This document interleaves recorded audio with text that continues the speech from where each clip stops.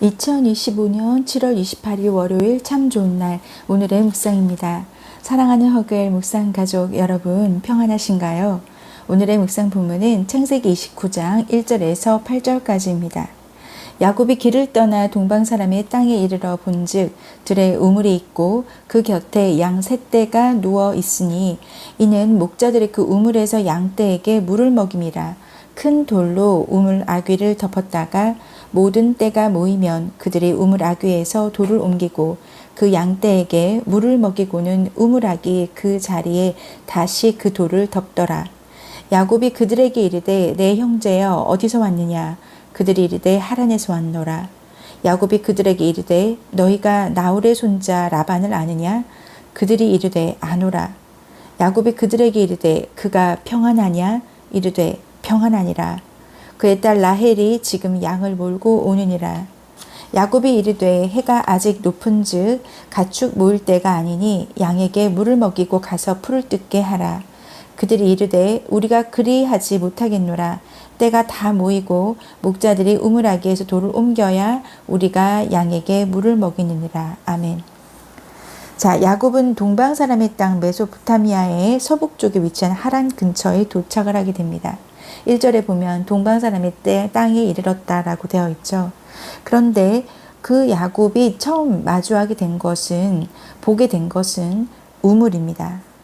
여러분, 앞에서 하갈도 그렇고 항상 그 이삭도 그렇고 계속해서 중요한 시점에 우물이 나옵니다. 그때 당시에 우물은 그 땅에 대한 소유권을 확실하게 주장할 수 있는 것이었고 생명의 근원이 되는 물을 제공하는 곳이었던 거죠. 여기서도 우물이 나오고 그 우물 옆에 양이 있고 목자가 있습니다. 그런데 여기서 우물을 막았던 큰 돌을 치우고 물을 먹이고 나서 또 다시 덮고 이렇게 하는 행위가 지금 2절, 3절에 나오고 있는데요. 이때 당시에 큰 돌로 우물 아귀를 덮었다가 라고 하는 것은 우물을 지키기 위해서 우물 입구를 막아 놓았던 큰 돌을 지칭하는 것입니다. 우물을 도난과 오염 그리고 안전의 목적으로 봉쇄하는 거죠. 그런데 여러분, 제가 오늘 묵상을 하면서 이 말씀을 여러 번 읽다 보니까 왜 우물을 지키는 큰 돌이 제 마음에 어떻게 와닿냐면 우물, 생명의 근원이 되는 거고 생명을 지킬 어떤 키가 되는 거죠. 우물이 없으면 그 안에 있는 물이 없으면 우리는 살 수 없는 것입니다. 그러니 저는 이 우물이 생수가 되신 예수님에 대한 그런 생각이 들었고요. 그리고 우물을 지키는 큰 돌은 우물을 도난이나 오염이나 안전의 목적으로 봉쇄하게 됐던 큰 돌은 생수가 되시는 예수님에 대한, 우리 안에 함께 계시는 예수님에 대한 믿음을 지킬 큰 돌이라고 그렇게 와닿는 거예요.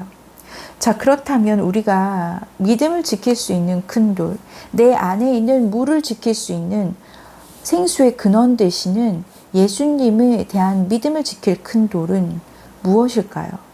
내 영혼의 건강을 지킬 큰 돌은 무엇일까요? 저는 아무리 생각해봐도 말씀이고 그 말씀을 깊게 묵상함으로 내 것으로 만드는 그것이라고 생각합니다. 우리가 오늘 또 4절부터 보면은 야곱이 목자들에게, 그냥 우연히 만난 목자잖아요. 근데 그 우연히 만난 목자들에게 3가지 질문을 합니다. 어디서 왔느냐? 라반을 아느냐? 그리고 그가 평안하냐? 이렇게 자기가 궁금했던 걸, 야곱이 꼭 알아야 될 것들을 다 질문을 차례차례 하는데 신기하게도 처음 본 목자들이 그 답을 다 야곱에게 알려줍니다. 여러분, 그들은 정말 우연히 스쳐 지나갈 수 있는 우물가, 스쳐 지나갈 수도 있었던 그 목자들이었는데 그들에게 야곱은 그 오랜 길을 다녀오면서 만난 그 목자를 통해서 자기가 알아야 할 질문에 대한 3가지 답을 다 받게 되는 겁니다. 그것이 우연이었을까요? 우리가 우연이라고 생각하지만 사실은 하나님의 섭리 안에서는 반드시 있어야 할 필연이었던 것입니다.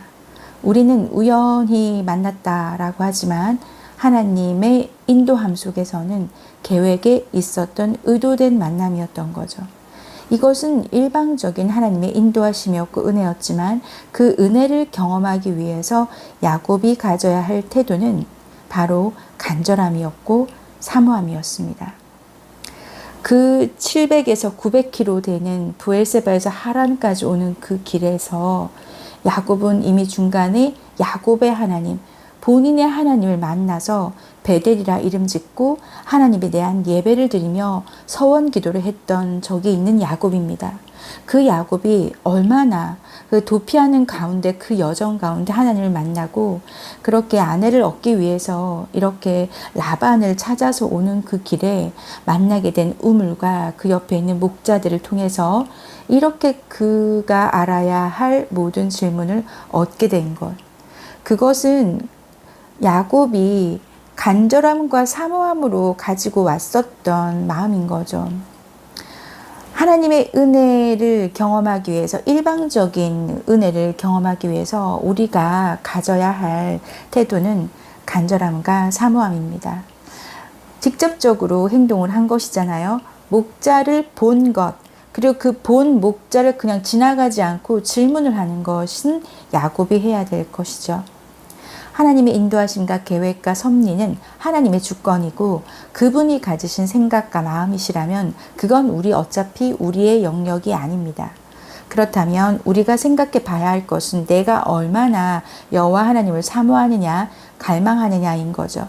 그냥 스쳐 지나갈 수 있는 일상 속에서 하나님을 발견하고 그분의 음성을 들으며 인도하심에 대해서 예민할 수 있느냐는 내가 얼마나 영적 주파수를 성령님께 잘 맞추고 있느냐에 딸려 있을 것입니다. 시편 42편 1절에 보면 하나님이여 사슴이 시냇물을 찾기에 갈급함 같이 내 영혼이 주를 찾기에 갈급하나이다. 아멘. 이 시편 기자의 고백처럼 우리는 그냥 이 말씀을 읽으면서 그냥 시냇물가에 예쁘게 생긴 사슴이 그냥 물을 먹는 그 정도의 아름다운 그림으로 생각을 할 때가 있지만 그것은 틀린 생각입니다. 여러분, 이때 이 사슴이 시냇물을 찾는 건 정말 생존과 직결되기 위해서, 정말 그 맹금류로부터 자기가 물을 가까이 가면 쫓아오지 않으니까 정말 내가 죽기 살기로 정말 그렇게 살기 위해, 살아남기 위해 그렇게 시냇물을 찾는 거죠. 여기서 보면 시편 기자가 내 영혼이 주를 찾기에 갈급하는 것이 사슴이 시냇물을 찾기에 갈급함 같다라고 표현을 합니다. 우리는 얼마나 그 타는 듯한 갈증과 타는 듯한 갈망으로 하나님을 사모하며 기다리시나요?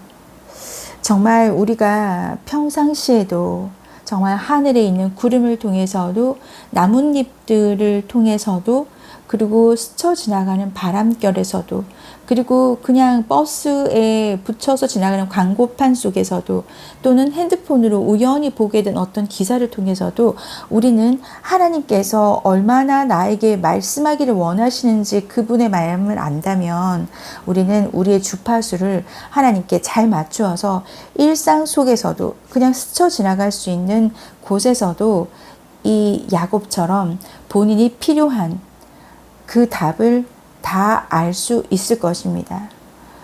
그 답은 우리가 알기를 원하는 갈망보다 사실은 하나님께서 더 알려주고 싶어 하신 마음인 거죠.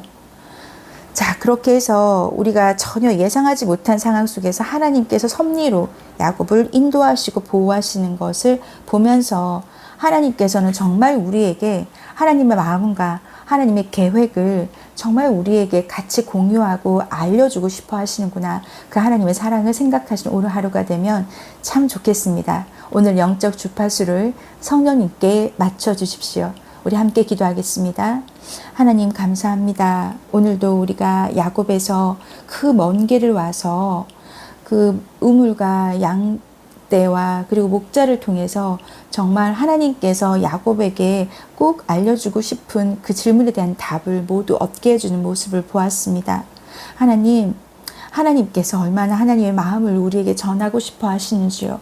우리는 과연 아버지의 그 마음만큼이나 우리는 하나님을 갈급하며 그렇게 하나님을 갈망하며 사모하는지 오늘 다시 돌아보게 하여 주시옵소서. 하나님 아버지, 우리가 영적으로 민감하게 영적인 주파수를 성령께 맞추며 살고 있을 때 일상을 통해서도 스쳐 지나가는 것들을 통해서도 하나님의 음성과 하나님이 보내시는 신호를 절대 놓치지 않도록 우리에게 민감함을 주시옵소서. 주님께서 도우심을 믿으며 예수 그리스도 이름으로 기도합니다. 아멘. 아멘 하신 허글 묵상가족 여러분의 오늘 하루에 영적 주파수를 성령께 맞추셔서 꼭 성령님의 권면하심을 들을 수 있는 오늘이 되면 좋겠습니다. 오늘도 승리하십시오.